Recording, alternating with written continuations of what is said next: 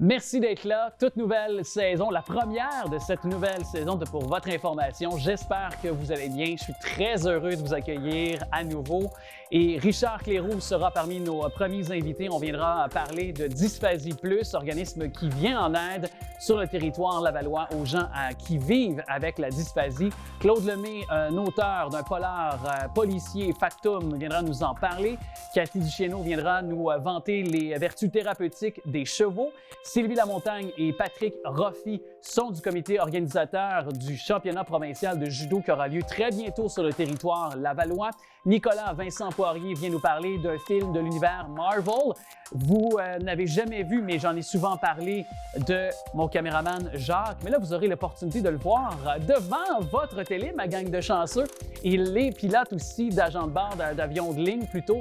Alors, on aura l'opportunité de découvrir un simulateur d'avion ici sur le territoire lavallois. Et tout d'abord, conversation avec Myriam Gervais, qui est courtière immobilière.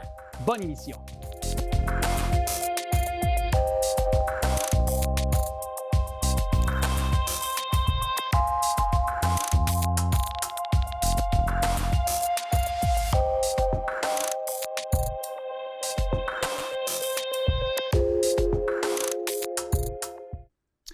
On renoue avec cette nouvelle saison, avec notamment sur le marché résidentiel. Comment se comporte-t-il en ces premiers mois de l'année 2023? Et qu'est-ce qui est aussi la taxe de mutation, la fameuse taxe de bienvenue? Il y a eu quand même quelques changements à certains endroits à travers le Québec. Qu'en est-il sur le territoire lavallois? On vérifie le tout avec notre courtière immobilière, c'est Myriam Gervais. Salut! Bonjour. Merci d'être là encore une fois, Myriam. Début de saison, mais ça reste inchangé. Le domaine résidentiel sera encore un des sujets. Les transactions immobilières, un sujet de conversation très prisé en 2023. Tout d'abord, tu voulais aborder avec nous aujourd'hui certainement cette taxe de mutation, donc la fameuse taxe de bienvenue. Peut-être nous dire tout d'abord qu'est-ce que c'est puis comment elle est calculée aussi, là. Oui, on va tout regarder ça ensemble. En gros, le droit de mutation, c'est lorsqu'on a un transfert qui comprend un bien immobilier. Donc, les trois critères, c'est vraiment on doit faire un transfert. Donc, pas de transfert, pas de taxe de droit de mutation.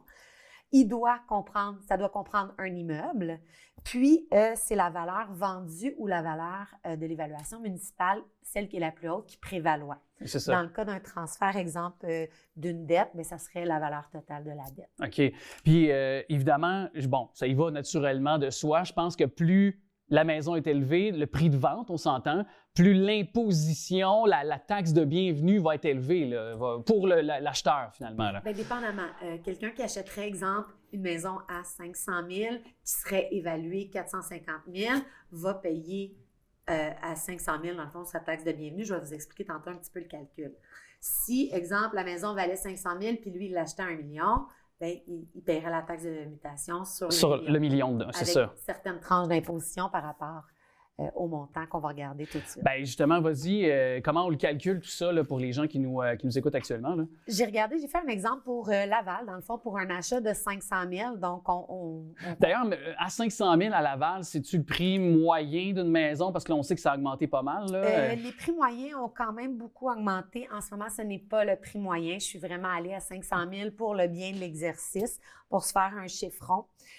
En fait, c'est que la première tranche de 0 à 50 000, on va être imposé à 0,5 %, donc pour un montant de 250 $. Ensuite, la tranche de 50 000 à 250 000 $ va être imposée à 1 %. Okay.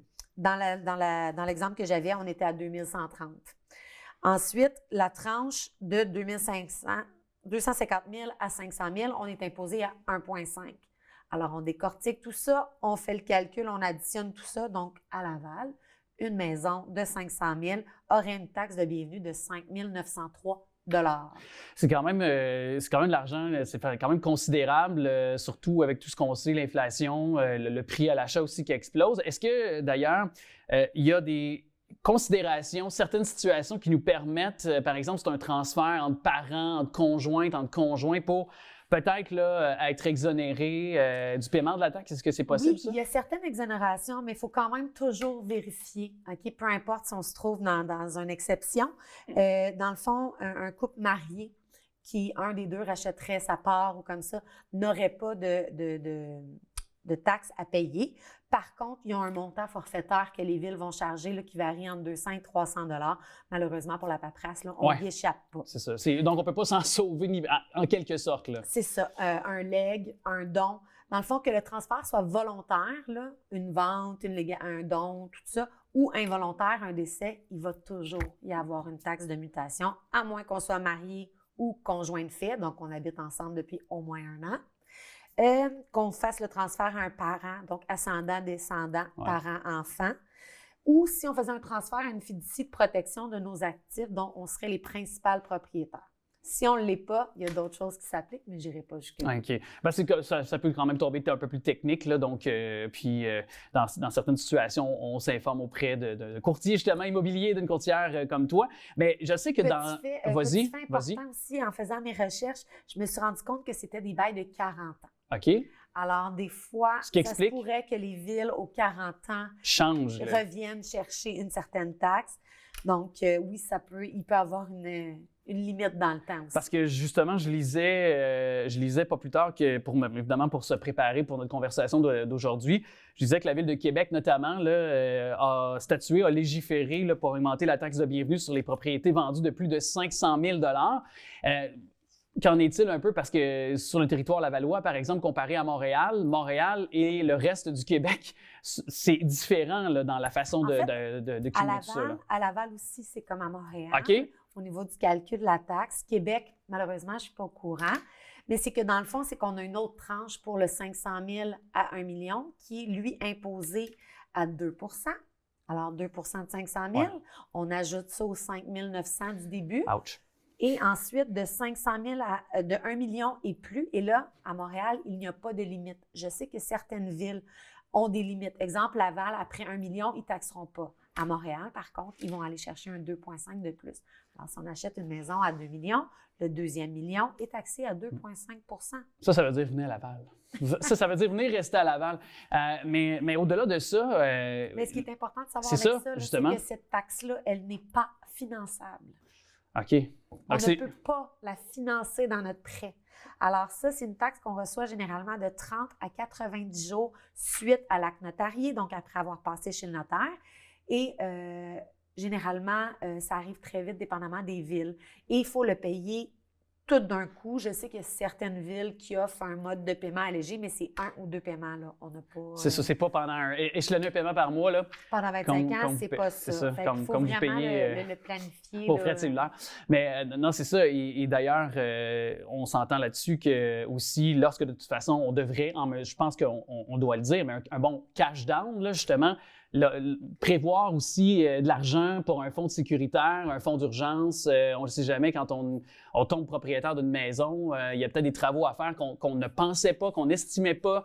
Même si on le fait des fois évaluer, on le fait vérifier par un inspecteur, il y a toujours des incontournables ou des choses qui sont difficiles à prévoir quand il est question d'avoir une demeure. Là. Bien, c'est pour ça qu'en fait, le cash down, on dit oui, on a besoin d'un minimum de 5 %, mais lorsqu'on fait une préautorisation, les banques, eux, ils vont aller chercher, ils vont s'assurer qu'on ait au moins un 7 à 8 % du prix d'achat en banque présentement.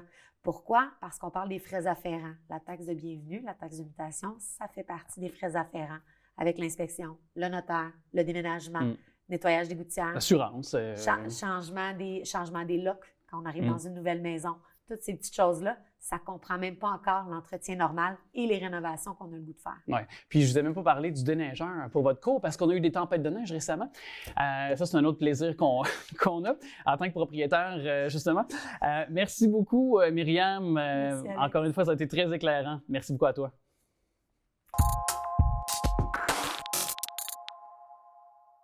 Au Québec, on estime qu'il y a environ 7 % de la population qui a un trouble développemental du langage. Un organisme ici à Laval, d'ailleurs, qui peut vous aider. Sinon, aider un proche à composer avec la dysphasie, appelée aussi le développemental du langage. On en parle tout de suite avec M. Richard Cléroux, qui est directeur de l'association Dysphasie Plus. Bonjour. Bonjour. Bien, peut-être spécifier ce que c'est au départ, la dysphasie. Puis, je pense que c'est un peu... pas la vieille façon, mais je pense de façon un peu plus moderne, on dit le trouble développemental du langage, mais peut-être l'expliquer aux gens qui nous écoutent actuellement. Oui, bien effectivement, c'est le nouveau terme depuis les 4 dernières années, je dirais, c'est le terme international. Donc, trouble développemental du langage. Si on le décortique, donc c'est troubles neurologiques affectant les sphères de développement, dont le langage. OK. Et d'ailleurs, pourquoi qu'on a changé, je me questionne à savoir comme ça, tout bonnement, y a-t-il une raison pourquoi on a changé un peu l'appellation? Je pourrais pas vous dire, c'est dans les bureaux, comme on dit. Écoute, il y a eu 4 termes en 7 ans. OK. On a haut d'humidité, trouble primaire du langage, dysphasie, puis trouble développemental du langage. Quand même. Donc, Alors, mais vous intervenez donc dans votre quotidien pour aider, évidemment, les gens. On pourra préciser plus tard quelles sont les activités que vous donnez, tout ça, les ateliers. Mais ça, c'est comme, tu sais, je me disais, je pensais à ça aussi, tu sais, c'est un handicap un peu qui est invisible, on va se le dire. Puis, tu sais, à une certaine époque, on disait de quelqu'un qui a un problème à s'exprimer, tu sais, puis je le mets vraiment de grandes parenthèses, mais c'est l'idiot du village, là, tu sais. On disait ça malheureusement. Puis, est-ce que les gens qui sont atteints en 2023 encore, j'espère que non, mais vous allez me le confirmer, est-ce qu'il y a encore des préjugés? Est-ce qu'il y a encore des gens qui vont subir peut-être des attaques ou des invectives de la part de gens qui sont peut-être moins ouverts d'esprit? bien, premièrement, on n'aime pas le terme « atteint ». Oui, C'est une limitation fonctionnelle, on va dire avec un TDL. Fait que déjà, tu sais, ça met un peu la table, je pense, déjà sur comment l'approche peut se faire. Mais on est dans une société de communication. Fait que, puis le trouble, c'est la communication pour eux. Fait que c'est sûr qu'en partant, ils sont démunis lorsqu'ils arrivent devant une situation quelconque.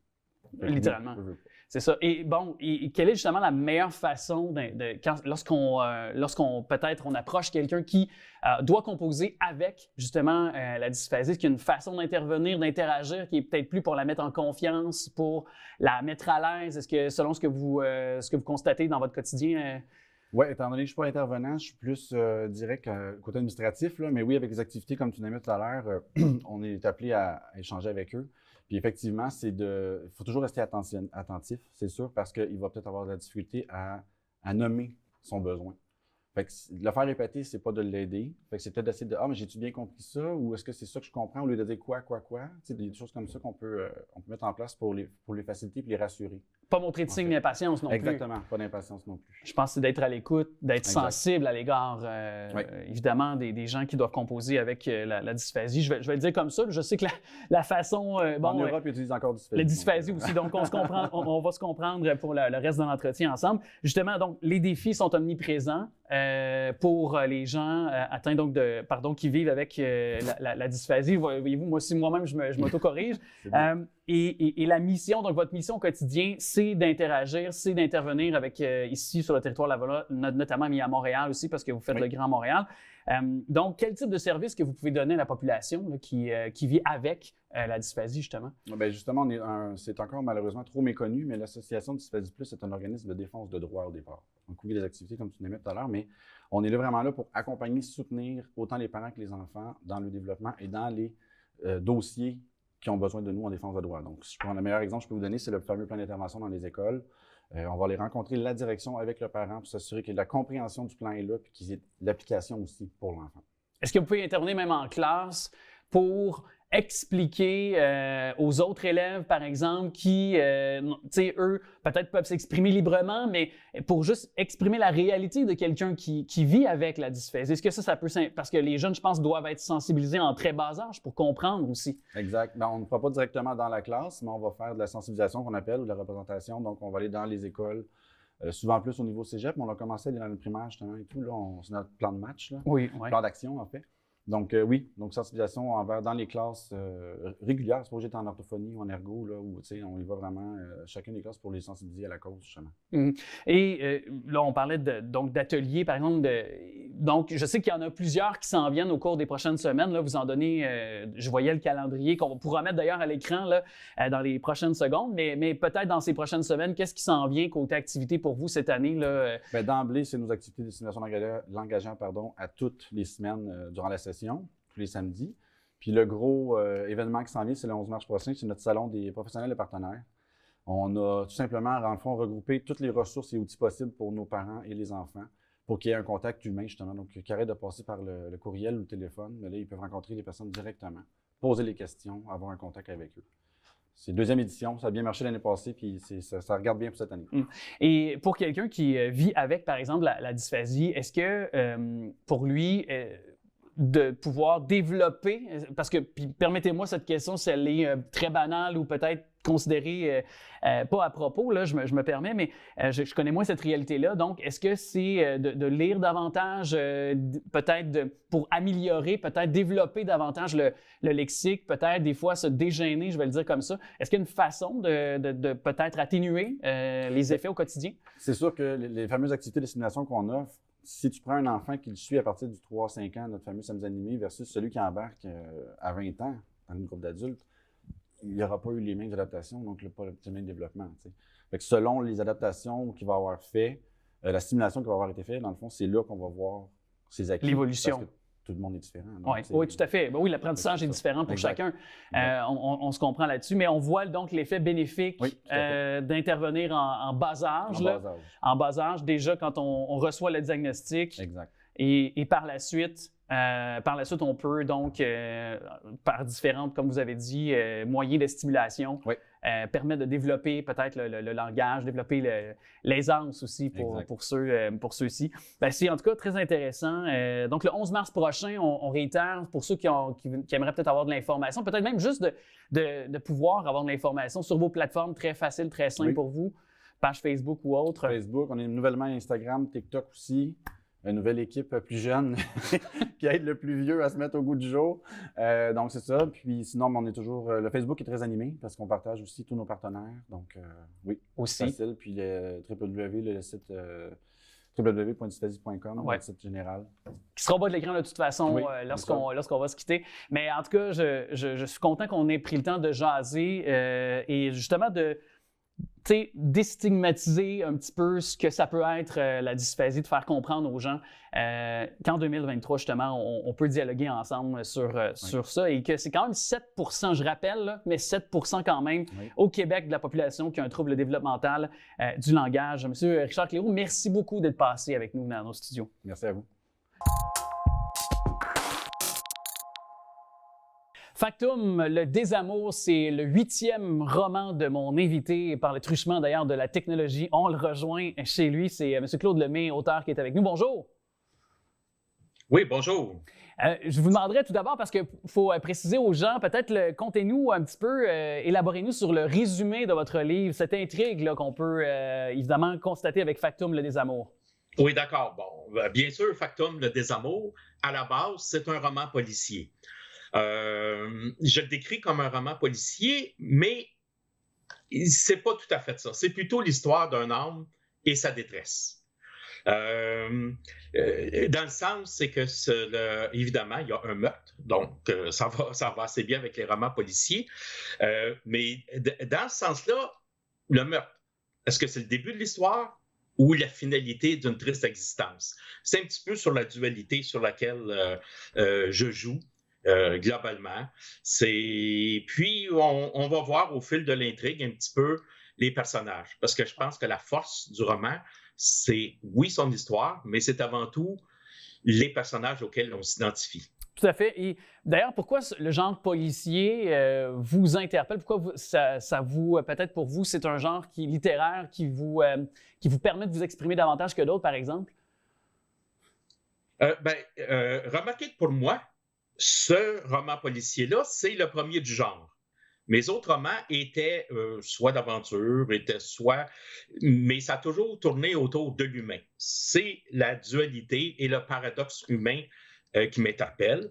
Exemple, quand je parle de roman policier, l'anecdote qui me vient en tête et qui me surprend toujours, c'est que dans tous les faits divers qu'on peut voir ou entendre, derrière le pire des criminels, souvent, il y a toujours un très bon père de famille, il y a souvent un meilleur ami.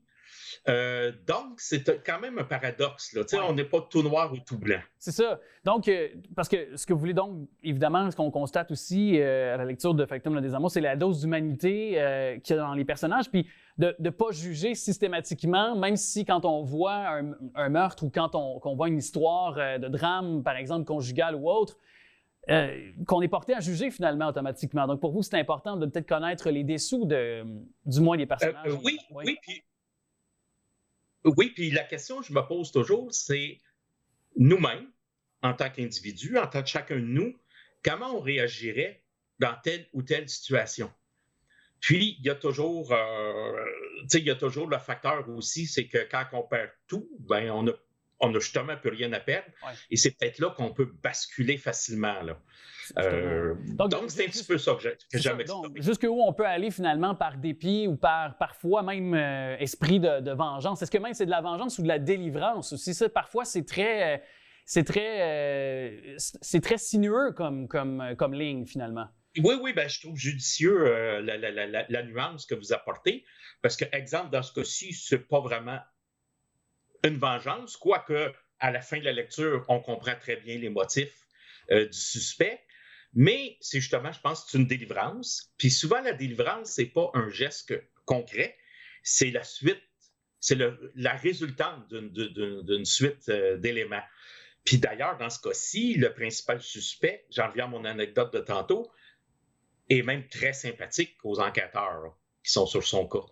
Tu sais, c'est quand même un dilemme. C'est quand même fascinant de voir qu'à la base, on enquête sur un criminel qui nous est sympathique. Exactement. Et est-ce que pour vous, parce que d'aborder la question du meurtre ou du moins de ce genre de terrain-là, est-ce que par la suite, lorsqu'on termine la lecture, pas plutôt la lecture, mais plutôt l'écriture d'un livre comme celui-là, est-ce qu'on doit un peu se poser, prendre un temps d'arrêt pour tenter, tel un acteur qui incarnerait un meurtrier au cinéma, par exemple, qui est tellement imbibé, imprégné de son rôle qu'à un moment donné, il doit prendre un peu de recul pour en sortir. Je sais que ça a fait ça pour certains auteurs à qui j'ai jasé ces dernières années, justement, auteurs de polar ou de thriller, justement. Est-ce que pour vous, ça a été un peu cette même réflexion-là que vous vous êtes faite ou introspection à la suite là, de l'écriture de ce livre-là? Pas à ce point-là. Parce que je pense que j'ai toujours un certain détachement face à mes personnages. Par contre, inversement ou peut-être malicieusement, j'espère que ça va faire cet effet-là chez le lecteur. Oui. J'espère qu'après la lecture, lui, il va se poser des questions. Lui, il va peut-être s'amener à une certaine introspection. Donc, c'est peut-être un petit peu plus malicieux de ma part. Ouais. Je sème ça pour le lecteur. Oui, d'ailleurs, est-ce que vous mettez toujours, peu importe, parce que là, évidemment, c'est votre 8e roman, fait que vous avez quand même beaucoup d'expérience et d'anticipation envers la lectrice ou le lecteur qui va par la suite être la personne qui va s'imprégner de votre univers dans les romans respectifs. Mais est-ce que vous pensez toujours, justement, en fonction du lecteur ou de la lectrice lorsque vous pondez vos différents livres, là, finalement? Inévitablement, parce que le but de l'auteur, c'est de rejoindre ses lecteurs. Puis le plus beau compliment qu'on peut me faire, c'est quand quelqu'un me dit « Hey, tel personnage, je me suis retrouvé en lui. » J'aime aussi quand on me dit « Tel personnage, je l'ai haï. » Donc, c'est bon signe. Donc, c'est d'aller susciter des sentiments, c'est d'aller susciter une réaction chez le lecteur. Puis je pense qu'en quelque part, mon but, c'est que le lecteur se retrouve d'une certaine manière, si ce n'est pas dans le personnage, dans les états d'âme du personnage. Aussi, oui, littéralement. Monsieur Claude Lemay, est-ce que vous êtes actuellement travaillé sur un autre roman? Est-ce que vous avez des idées pour nous en peut-être élaborer un autre très prochainement? Disons que là, c'est vraiment embryonnaire. Puis c'est surtout que les personnages de Factum m'habite encore. Okay. Donc, je ne pense pas que ça serait une suite, mais on risque de retrouver certains de ces personnages-là dans une nouvelle intrigue, parce que je pense qu'il y a encore une richesse à nous apporter, ces personnages-là. On va pouvoir surveiller ça. Vous serez invité, vous serez le bienvenu à cette émission, M. Claude Lemay. Tous les liens pour se procurer d'ailleurs votre livre Factum, le désamour, sont au bas de l'écran au moment de se parler. Je vous souhaite véritablement un bon succès avec ce bouquin et espérons se retrouver bientôt pour jaser sur un autre livre de votre cru. Oui, c'est bien gentil. Merci à TV Laval. Merci à vous aussi de l'ouverture et de la couverture que vous donnez aux auteurs d'ici. C'est grandement apprécié. Un grand plaisir. Merci à vous. Merci. Bonne fin de journée. On le sait, la zoothérapie a fait ses preuves. Ça a fait l'objet d'ailleurs de plusieurs recherches pour prouver à quel point au contact d'un animal, ben, on peut en vraiment soutirer des bienfaits, avoir un sentiment de bien-être également qui est déclaré de toutes parts. Et est-ce que vous connaissez bien le projet équestre Goldie? On va vous le faire découvrir à l'instant avec la directrice générale, instructeur et évidemment, elle est dotée aussi de formation en équitation thérapeutique. Madame Cathy Desgenoux qui est avec nous. Bonjour. Bonjour, Alexandre. Merci de prendre le temps de venir nous voir. Puis tout d'abord, allons-y de façon très simple, mais ce qu'est ce projet équestre Goldie? C'est le meilleur projet. Donc, si je résume ça rapidement, écoute, le projet équestre Goldie, on existe depuis 1999, donc depuis 24 ans. Ce qu'on fait chez nous, c'est pas la zoothérapie, mais de l'équitation thérapeutique, donc de la réadaptation avec le mouvement du cheval. On travaille conjointement avec les physios, les ergos pour monter des plans d'intervention pour faire des réhabilitations à cheval. Donc, c'est un petit peu plus que la zoothérapie. Oui, encore un peu plus. Et d'ailleurs, il y a plusieurs formes d'intervention que vous faites toutefois. Oui. C'est ce que je voyais, c'est ce que je constatais, de thérapie que vous pouvez offrir aux gens. Là. Oui, si je résume sans prendre des grands mots pour faire ça simple, c'est vraiment, on va travailler, notre clientèle, c'est déficience intellectuelle, déficience physique, troubles du spectre de l'autisme, trisomique, gestion d'émotions, d'anxiété, tout ça. Donc, il y en a qu'on va aller plus vers l'hypothérapie. Donc, on va travailler avec un professionnel de la santé comme un ergothérapeute pour moduler des exercices à cheval. Parenthèse rapide, vous ne soyez pas surpris si vous venez chez nous, vous voyez un enfant qui est assis à l'envers sur le cheval. Là. Pourquoi? C'est parce que l'abduction des hanches, du bassin va être différente. Le mouvement des chevaux, exactement. Lorsqu'on est au trot, par exemple, ça peut avoir une incidence heureuse sur le pas besoin d'aller au trot, on peut rester au pas. Au pas, oui, OK. Oui. Et le choix du cheval est très important. Aussi? Oui, un exemple, j'ai un enfant qui est très spastique, je ne prendrai pas un cheval qui a un mouvement gauche-droite. Je vais augmenter sa spasticité. Donc, ça va prendre un cheval qui a un mouvement devant et derrière pour aider. Ah oui. Donc oui, c'est très touché. C'est très, oui, c'est ça. Puis d'ailleurs, les chevaux qui sont, que vous avez pour évidemment entrer en contact avec les gens, votre clientèle chez vous, est-ce que c'est des chevaux qui sont formés pendant très longtemps? Est-ce que c'est des chevaux qui sont dotés, je ne sais pas, je vais le dire comme ça, mais peut-être d'une sensibilité différente ou vraiment d'un contact qui est particulier là, avec les êtres humains, là, par exemple? Oui, tu as utilisé un très bon mot, sensibilité. C'est une proie dans la nature, un cheval, comme tu le sais probablement. Donc, c'est pour ça que c'est des êtres incroyables pour faire ce qu'on fait chez Goldie. Et oui, le choix du cheval est super important. De par sa démarche, si on a des cas physiques, mais de par sa personnalité. Comme nous, les humains, il y en a ils vont être plus, comment je pourrais dire, réactifs par rapport à ce qui se passe à l'extérieur. Plus social, peut-être? Oui, un petit peu trop, des fois. Okay. Donc, c'est des chevaux qui doivent être très, très bien désensibilisés à tout bruit, toute activité qui peut arriver autour pour être sûr qu'on a une sécurité pour nos cocos là, à cheval. Ah oui. Puis, je ne suis pas étonné parce que, puis là, c'est une parenthèse que je vais vite refermer là, dans cette conversation, mais je sais qu'à une certaine époque, les ramancheux, dans les campagnes d'où je viens, là, il y avait même, semble-t-il, que lorsqu'on mettait quelqu'un sur un cheval, le mouvement d'un cheval qui bouge, justement, lorsqu'on parlait en trot ou peu importe, ça a l'air que ça arrêtait le sang. Ah, mais ça, je le connais pas. Je vais pas vous aider. Non, c'est ça, mais quand on dit que ça peut aider dans toute sphère, là, puis j'ai plusieurs histoires des légendes rurales. Ce qui est prouvé, par contre, c'est neurologiquement parlant. Donc, la démarche d'un cheval va refléter la démarche humaine. D'un cheval, mais pas d'un poney, bien important. Oui, aussi. Donc, c'est pour ça. Parce qu'un poney, on peut travailler plein de choses, mais si on a quelque chose de physique à travailler, donc on doit aider l'humain pour sa démarche, par exemple, on doit utiliser un cheval d'une grandeur de cheval et non poney, parce que neurologiquement parlant, on ne fait pas le même travail. Puis lorsque vous, parce que là, je le disais, vous êtes donc instructeur, vous êtes formé. Qu'est-ce que vous devez faire comme formation pour pouvoir interagir à la fois avec une cliente, exactement, mais le cheval aussi, bien sûr, en l'occurrence aussi. Là. Oui, c'est sûr qu'il faut avoir une bonne base côté cheval. Il faut connaître les comportements du cheval pour anticiper, justement, si on voit que le cheval a peur de quelque chose ou quoi que ce soit. Mais on doit connaître, on doit avoir des études sur le mouvement du cheval pour utiliser le cheval correctement avec les objectifs qu'on a avec nos enfants. Très important. Aussi, là. Oui, très important. C'est sûr, on ne s'improvise pas du tout, là. Non, il y a beaucoup d'études, il y a beaucoup de formations à faire et ça ne se fait pas du jour au lendemain. Il faut travailler sur le terrain énormément aussi, en plus des certifications qu'on doit aller Parce que vous êtes certifié, il faut le dire. Les gens chez vous sont certifiés. Ils sont certifiés par l'Association canadienne d'équitation thérapeutique, qui sont des normes très rigides. C'est strict, là, quand oui, même. mais c'est parfait. Ça nous permet justement d'avoir notre nom depuis 24 ans et d'avoir bâti cette réputation. C'est ça. Notre clientèle, elle nous est envoyée par le milieu médical, donc c'est pas pour rien. On doit faire un bon travail quelque part. Ben, je pense que oui. Je pense que oui. Puis d'ailleurs, on évoquait, parce que je disais qu'en prémisse de notre conversation, que, entre autres, la zoothérapie, puis bon, évidemment, vous, c'est de façon thérapeutique, mais quand même, c'est prouvé. Puis on voit souvent, on rit un peu de ça, puis on tourne ça à la rigolade, mais sur Facebook ou sur les réseaux sociaux, on voit des gens qui regardent des vidéos de chats, ou des vidéos de chatons, tout ça, d'animaux en général. Mais c'est prouvé selon un sondage, d'ailleurs, que TELUS a fait. Là. Oui, si tu me permets, justement, TELUS ont sorti, si vous avez la chance de voir ça, c'est un 15 minutes de pur bonheur. C'est les moments doux de TELUS. Vous allez sur la chaîne YouTube de TELUS et c'est leurs animaux super mignons qu'on voit dans leur publicité. Exactement. Que vous allez retrouver en plus. Mettez du son, par exemple, parce que vous voyez les bruits nature et tout. Et oui, ça a été prouvé. Il y a eu des études qui démontrent que juste en regardant des images ou une vidéo, que ça baisse la tension artérielle, ça baisse l'anxiété, tout ça. Donc, gâtez-vous puis allez voir ça, ça vaut la peine. C'est clair. En plus, on s'entend que juste voir un feu dans un écran dans le temps des fêtes, ça nous donne le roucoulement facile. Fait qu'on peut s'entendre que sur les animaux, ça doit être... C'est le cas, c'est la donne.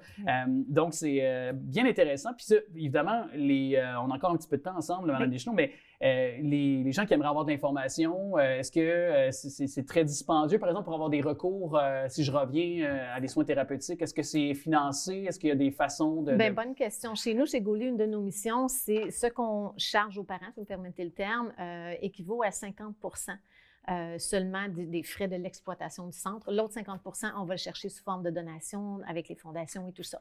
Donc, notre but, c'est d'offrir l'équitation thérapeutique au meilleur coût possible. Il y a des subventions gouvernementales et tout qu'ils peuvent avoir, là. Mais c'est pour ça.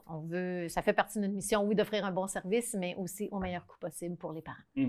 Merci de faire œuvre utile parce que je sais que c'est au contact des animaux, à quel point on a tous des... moi, j'ai encore en tête, puis c'était peut-être différent, mais à la ferme, on avait une jument justement plus jeune, puis je sais à quel point être sur un animal, sur un cheval en l'occurrence, on a un sentiment de liberté, un sentiment de bien-être qui nous envahit. On est dehors aussi, donc le contact avec la nature, déjà là, on y fait souvent référence également. L'état de contemplation également qui nous s'empare de nous. On est dans des lieux comme la forêt ou autre, donc je sais à quel point ça peut déjà là procurer un sentiment de bien-être aux gens. Donc je pense que j'ai aucun doute d'avoir soit de l'hypothérapie ou thérapie développementale par équitation. Ça doit être très, très probant comme résultat. C'est des belles petites victoires. Vraiment. Oui, vraiment. En tout cas, j'invite les gens, déjà tous les liens sont au bas de l'écran au moment de se parler. Je vous remercie beaucoup d'être passé dans le studio. Ça fait plaisir. Merci beaucoup. Bonne journée.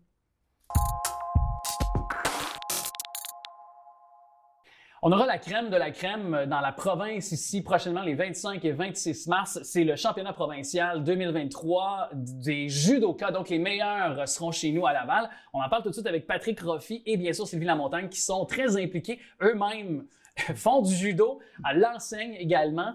Merci d'être avec nous. Ça fait plaisir. Ça fait plaisir aussi. Peut-être un petit cours 101, parce que je sais que probablement tout le monde a une vaste idée de ce que c'est, où on voit le sport, malheureusement pas assez, je trouve, à part aux Olympiques ou à peu près là, dans certaines compétitions à la télévision ou 4 ans ou à certains moments. Mais ce que c'est, donnez-nous un cours 101 du judo, si vous voulez bien. Bon, bien, le judo, c'est un art martial où est-ce qu'on se sert du vêtement pour projeter notre adversaire.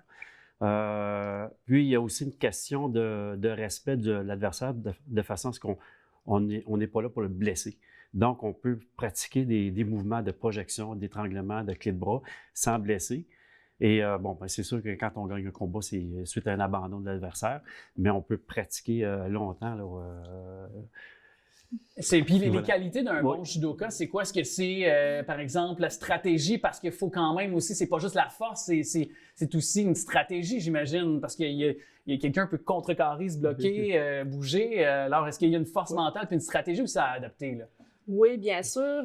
C'est sûr qu'au judo, on utilise beaucoup la force de l'autre. C'est un peu comme quelqu'un qui décide, qui pousse dans une porte, elle est fermée, puis de l'autre côté, on décide qu'on l'ouvre tout d'un coup. À ce moment-là, oups, on perd l'équilibre. Donc, on utilise beaucoup les principes de déséquilibre et tout, mais on est en constante interaction avec l'autre personne, dans le respect, bien sûr, mais toujours en constante interaction.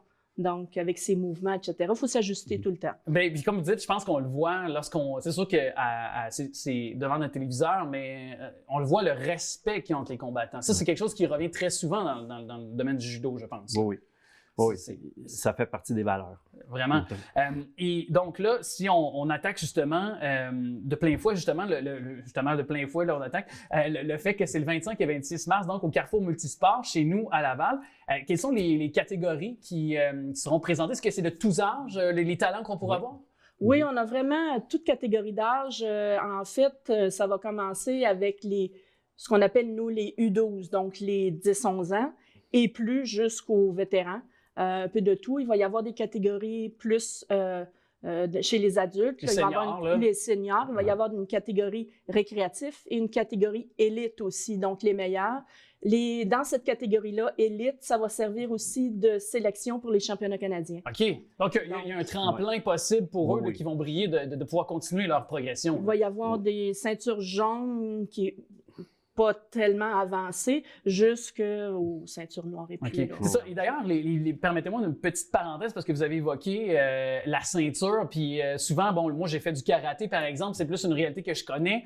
Évidemment, on pense à la ceinture noire, qui est un peu l'aboutissement de la progression de nous en tant que combattants, en tant de ceux qui pratiquent le karaté. Est-ce que c'est la même chose? Le judoka, c'est la ceinture la plus convoitée? C'est la ceinture la plus convoitée, sauf qu'au judo, on dit qu'on commence à comprendre la ceinture noire. OK, ah oui? Donc, avant, on s'amuse, on pratique, on apprend des choses, on évolue, mais à partir de ceinture noire, là, on fait comme « Ah, là, j'ai compris le principe ». Ou je commence à comprendre. On commence à comprendre. Oui, quand même. C'est pour ça qu'on peut en faire très longtemps. Regardez les couleurs de cheveux. Je vois ça. Puis est-ce que c'est, d'ailleurs, pour ces catégories-là, on parlait du championnat provincial, si on y revient, chez nous à Laval, les 25 et 26 mars prochains, est-ce qu'on a des talents sur le plan lavallois qui pourraient, des Lavalloises ou des Lavallois qui pourraient briller, là, puis peut-être se rendre jusqu'au championnat canadien? Oui, on en a quelques-uns. On en a d'ailleurs qui sont actifs sur la scène internationale dans des tournois de plus haut niveau.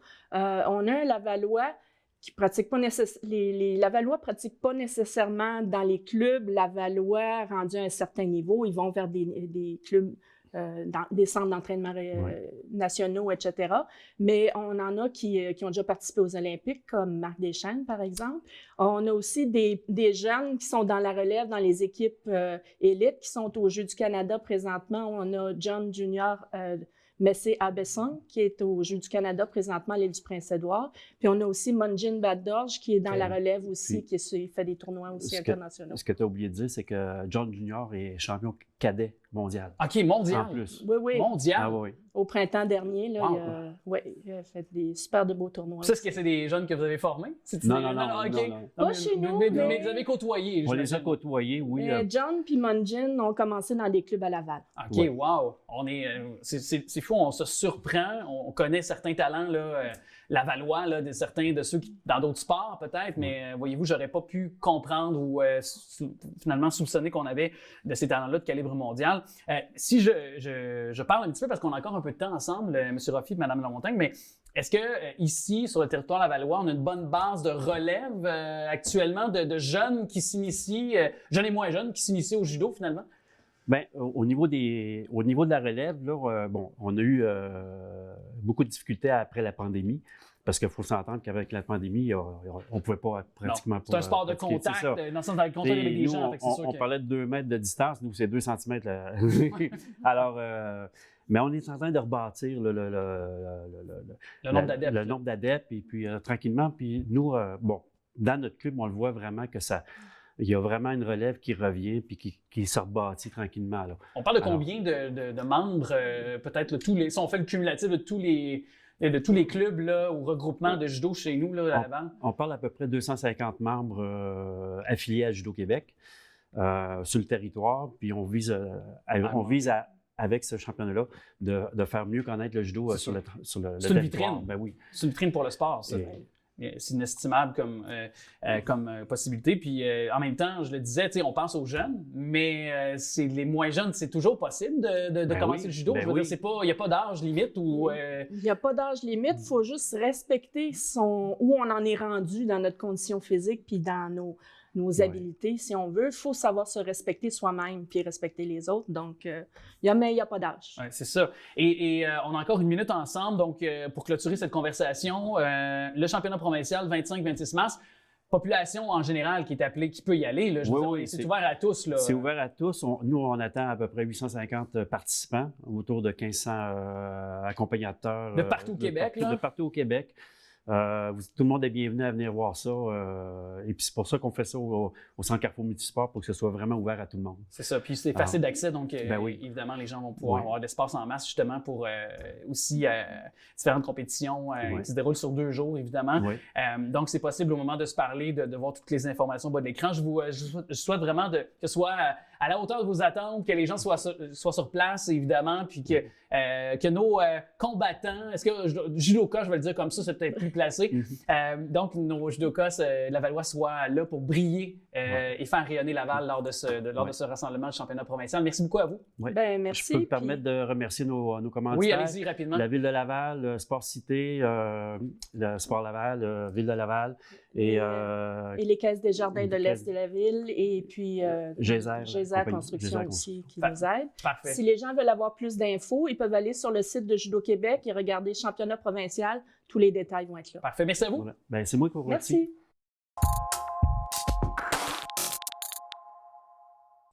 Un film qui est présentement à l'affiche de l'univers Marvel et c'est d'ailleurs, je pense, son univers préféré, Ant-Man, soit Quantumania. C'est Nicolas Vincent Poirier qui est là pour le retour de la nouvelle saison. Salut! Salut Alex! Ben, je disais, peut-être pas ton super-héros préféré, mais je pense que l'univers Marvel, c'est dans tes choix de prédilection quand il est question de blockbuster, quand il est question de cinéma, là.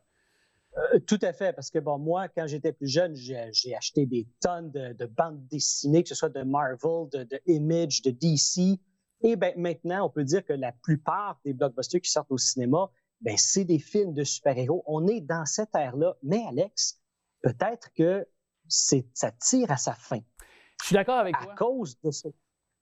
Oui, parce que depuis presque 20 ans maintenant, bon, le MCU, ça fait depuis vraiment 2008 que ça a commencé avec Iron Man, mais depuis presque 20 ans, avec la sortie de Spider-Man, non, ça fait plus que 20 ans, les films de super-héros, pour la plupart, bon, c'était des films de bonne qualité et de plus en plus avec le MCU.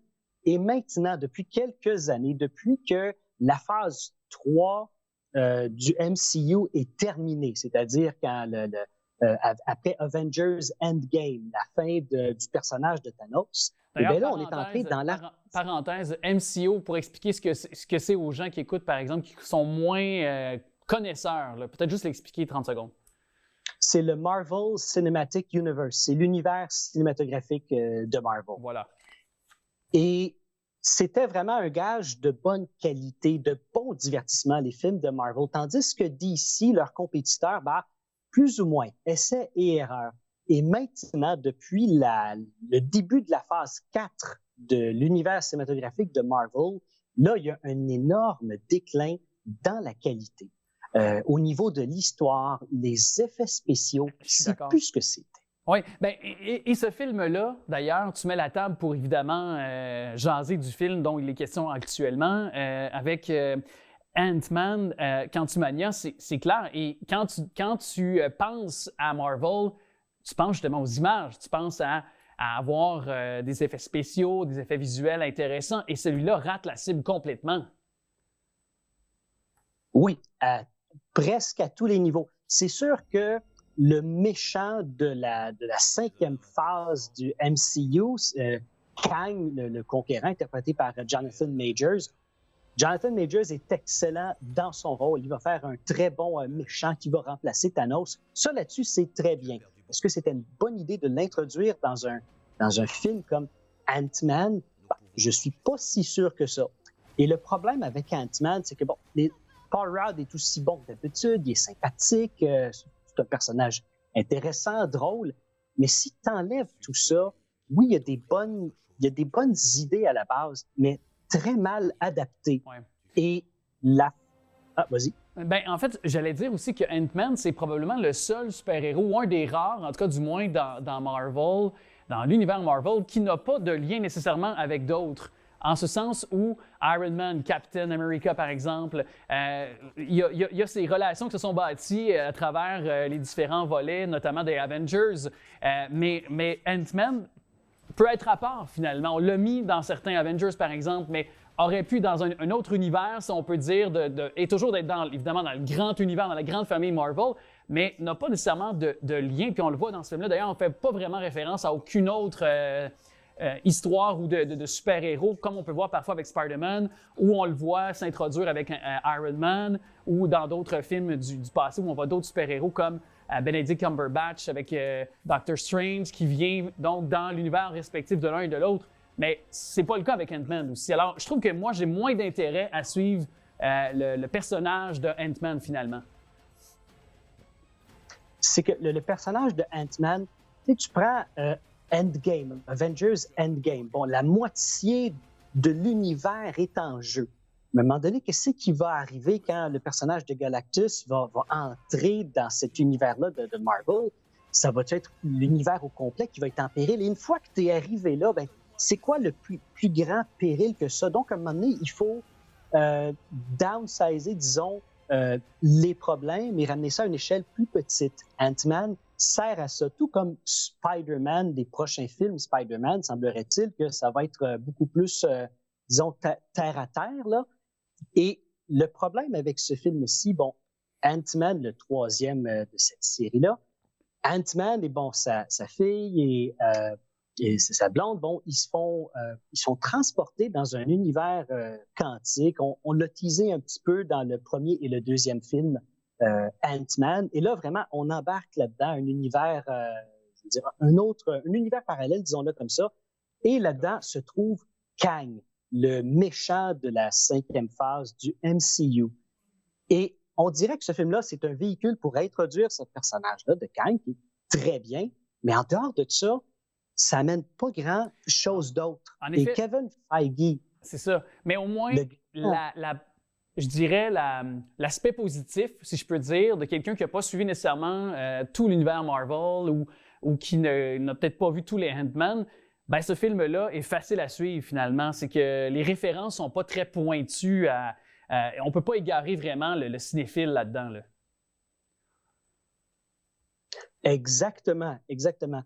Mais en même temps, Alex, ça devrait être une bonne chose techniquement qu'on n'a pas obligé de tout regarder ce qui s'est passé avant pour comprendre ce film-ci.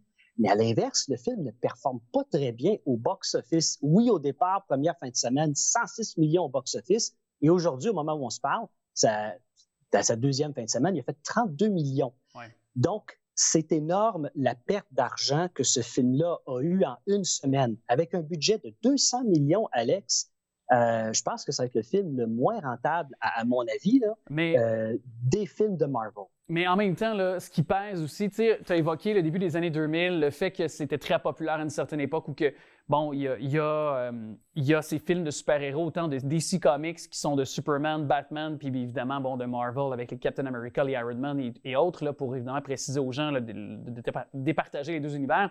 Mais avec Disney, qui s'est d'ailleurs porté acquéreur des franchises, avec les séries qui ont été développées, en plus des films, je pense qu'il y a peut-être aussi trop de matériel. On a trop exploité le filon et peut-être que aussi on est rendu à l'essoufflement aussi à cause de cette raison-là, tout simplement. Nicolas? Oh, je pense qu'on parle de communication. Je ne sais pas, c'est journée de tempête lorsqu'on a enregistré cette conversation-là. Alors, visiblement, on a des problèmes techniques, difficulté de pouvoir parler avec Nicolas. De toute façon, la conversation qui était presque déjà terminée, c'était presque le temps de se dire à la prochaine.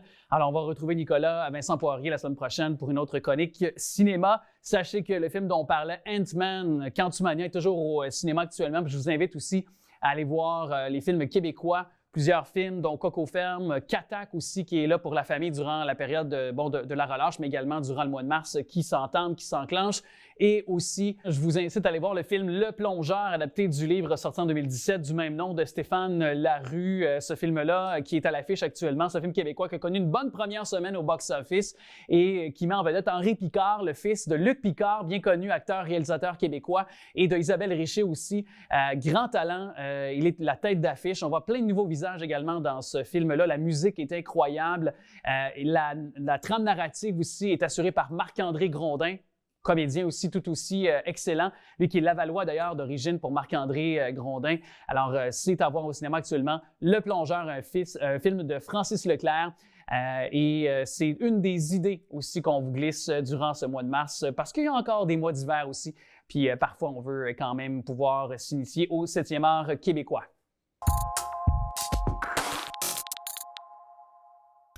Très heureux de pouvoir vous faire découvrir un être exceptionnel. Il est derrière les caméras habituellement, un homme de plein des talents. Il est aussi pilote de ligne, instructeur ici aussi chez Aerosim Expérience, chez nous à Laval. Jacques, salut!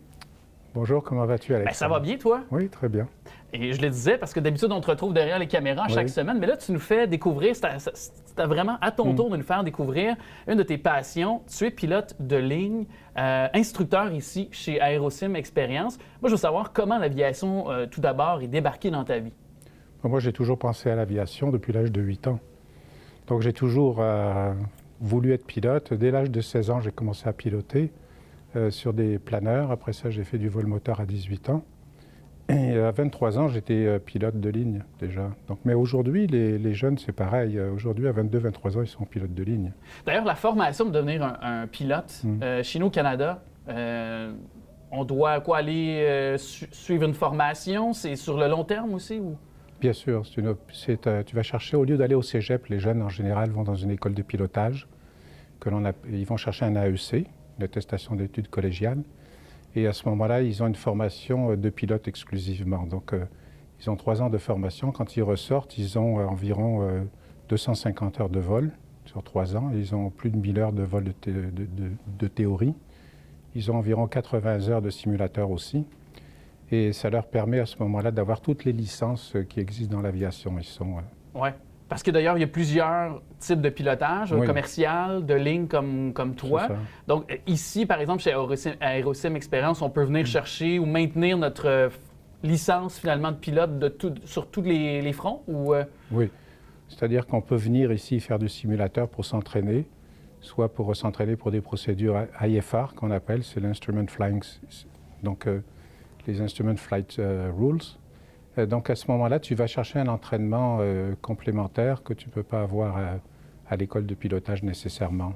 Donc, ensuite de ça, on a des pilotes qui viennent ici qui font une transition des avions à turboprop qui viennent sur les jets. Tu as la formation qui se passe dans les écoles de pilotage. Il y en a plusieurs au Canada. Toute la formation, que ce soit d'ouest en est, elle est toute pareille pour un pilote. On n'a rien inventé dans le pilotage. Donc, ce sont des écoles qui sont très, très établies, qui sont agréées par le ministère de l'Éducation et qui sont également agréées par le ministère des Transports, parce que nos licences sont émises par le ministère des Transports. Donc, vous êtes reconnu par les différentes instances gouvernementales. On le disait ici, un pilote professionnel de ligne, de tout type, par exemple, de pilotage d'avion, peut venir ici maintenir sa licence. Oui. C'est important de le rappeler. Je pense que c'est aux 6 mois, c'est ça? C'est ça. Tous les 6 mois, tu as un test sur l'avion. Et tous les 3 mois, tu as un test sur simulateur. OK. Puis le simulateur ici peut recréer à peu près tout type de conditions météo là, et de pistes aussi, là, je pense. Oui, tout à fait, oui, absolument. Donc en général, ils viennent ici quand ils ont un test à renouveler ou quand ils font une transition d'un avion turboprop à aller sur un jet. Donc ils viennent faire une transition et s'entraîner ici au départ. Et puis c'est comme ça que ça fonctionne. Si on est quelqu'un qui est curieux, peu importe l'âge qu'on a, on veut s'initier au domaine de l'aviation, comment ça fonctionne pour quelqu'un qui nous regarde actuellement dès notre entrée ici chez Aerosim Expérience? OK, on a plusieurs choses. Il y a d'abord les camps de jour que l'on a pour les jeunes durant l'été. Ce sont des jeunes souvent qui sont motivés par l'aviation ou qui veulent faire une carrière dans l'aviation, qui ont entre 14 et 16 ans à peu près. Et souvent, ils viennent et puis ils développent ils ont la piqûre. La piqûre, c'est ça, oui, exact. Donc, à ce moment-là, on les dirige, on les aiguille, on leur donne des renseignements, comment se présenter aux écoles et tout ça. Parce qu'il y a plusieurs façons, il y a plusieurs écoles au Canada. Tu as des écoles du gouvernement, comme le cégep de Chicoutimi, qui, lui, est un concours. OK. Donc, c'est plus contingenté, peut-être, dans cette façon-là. C'est ça. Mais je veux aussi qu'on parle, c'est-à-dire qu'ici, on entre, on nous accueille. Il y a Mickey, par exemple, qui est aussi avec toi dans l'équipe, bien sûr. On nous accueille. Est-ce qu'on nous fait suivre une sorte de préparation au pilotage du simulateur? Comment vous nous accueillez, là? C'est ça. Dès que tu rentres ici, donc nous, on te donne un briefing qui dure 15 à 20 minutes dans le cockpit. où on explique tous les systèmes à la personne qui vient piloter. Et puis principalement, on met l'accent sur le FFD qu'on appelle, qui est le système de pilotage pur. Donc, puis on les fait voler manuellement. Donc, puis mettons, si moi je veux qu'il y ait un petit peu de turbulence, là, puis qu'il y ait un petit peu de neige ou de temps gris, on peut choisir notre condition aussi. Là. Du vent, tu peux avoir tout ce que tu veux, du mauvais temps, de la pluie, de la neige. Ouais. Très intéressant. Et aussi, je voulais savoir, parce que tu es un pilote depuis de nombreuses années, qu'est-ce que c'est un bon pilote? Je pense que ça prend beaucoup de nerfs solides, ça prend du calme. Et ça prend quelqu'un qui aime étudier, qui a la passion et qui est, comme on dit aussi en français, qui a la niaque pour devenir pilote. Parce que si tu n'as pas la passion, tu ne pourras pas réussir. Ouais. Donc ça, c'est très important. Puis, je voulais savoir, parce qu'ici aussi, chez Aerosim Expérience, autant pour ceux qui veulent s'initier au pilotage, évidemment, c'est la référence, mais aussi ceux qui ont peur de l'avion, qui font de l'aérophobie. Vous pouvez les aider, je pense. Tout à fait. On donne une formation ici, qui est une formation théorique d'abord. Ensuite, on donne une formation très courte quand même dans le cockpit du simulateur, où on montre aux gens, on leur explique un petit peu tout, comment fonctionne l'aviation, quelles sont les licences des pilotes, la maintenance, la météo, tout ce qui peut se passer lors d'un vol. Et quand on les amène dans le cockpit, en général, ça les rassure aussi en même temps. Et dans les formations que moi-même j'ai données, j'en ai donné beaucoup, on a à peu près, on a quand même très peu d'échecs. C'est très rare qu'on ait une personne qui n'ait pas été guérie. C'est sûr que c'est progressif, ils ont beaucoup de travail à faire de leur côté, mais s'ils suivent nos recommandations et puis nos conseils, ils y arrivent. Ça permet d'atténuer l'anxiété. Tout à fait, tout à fait. Et de les aider pour éventuellement peut-être voler puis vivre l'expérience d'être à bord d'un Boeing, par exemple, d'un avion aussi de ligne. Merci beaucoup, Jacques, de nous avoir fait découvrir ta passion à toi. Et j'ai été charmé par mon expérience ici, essayer le simulateur de vol. Et c'est à Laval en plus, c'est chez nous, Aerosim Expérience. Tous les liens sont au bas de l'écran.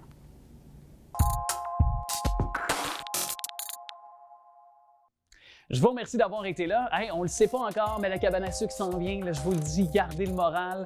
On en aura bientôt fini de l'hiver. Je vous remercie d'avoir été là. En tout temps, vous pouvez nous acheminer vos suggestions, vos commentaires également de sujets que vous aimeriez également qu'on aborde ici à cette émission. Super simple. Facebook, vous pouvez trouver aussi le tvrl.ca très simplement, très facilement. Vous pouvez revisionner également nos émissions, nos entrevues sur notre plateforme YouTube. Et sachez que vous pouvez aussi remporter plusieurs gros lots à chaque dimanche, 9h30, le Bingo TV Laval qui est là pour vous cette semaine. 4 000 $ en lot à gagner, dont 2 500 $ également pour la plus grosse somme que vous pourriez remporter, bien sûr, mais il faut jouer aussi puis se doter de cartes également.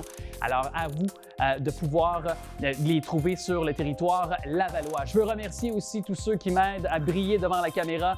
Jacques, par exemple, Yannick, aussi Daniel, il y a Alain à la réalisation, aussi Tommy travaille activement à la réussite de cette émission et bien sûr aussi Manon, précieuse recherchiste, je ne voudrais pas l'oublier. Moi, je vous dis à très bientôt et évidemment, je vous remercie toujours d'être attentifs pour votre information. Salut!